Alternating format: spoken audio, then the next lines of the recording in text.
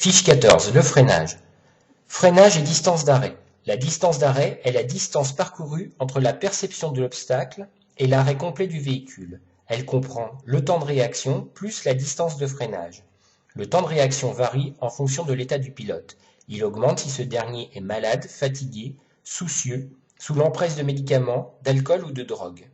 La distance de freinage augmente selon l'état des pneumatiques, l'état de la route, l'expérience du pilote.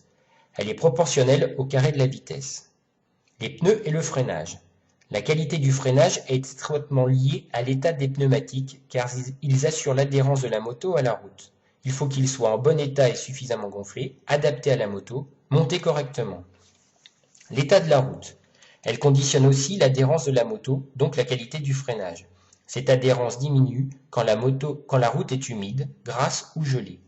La distance de freinage augmente donc, il faut freiner plus tôt. Frein avant et frein arrière. Une moto comporte deux commandes de frein indépendantes. Un levier pour le frein avant, une pédale pour le frein arrière. La qualité du freinage dépend de l'expérience du pilote, c'est-à-dire de la répartition du freinage entre les deux commandes. La bonne répartition est 70% à l'avant, 30% à l'arrière. La moto plonge alors moins sur l'avant et reste plus stable. Freinage et réaction de la moto. Lors d'un freinage, avec le frein avant, il s'effectue un transfert de charge. La moto plonge vers l'avant. La fourche télescopique s'enfonce pour éviter que le motard passe par-dessus sa machine. L'utilisation du freinage arrière permet d'asseoir la machine. Lors d'un freinage d'urgence, il est bien d'anticiper sur le frein arrière, ce qui évite le délestage de la roue arrière lors du freinage avec le frein avant.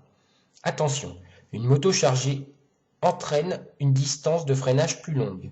Par contre, le poids renforce l'adhérence.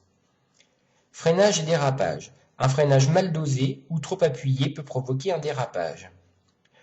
Lors de freinages normaux, on utilise les deux freins simultanément, mais on évite de freiner sur l'angle du pneumatique sous peine de déraper.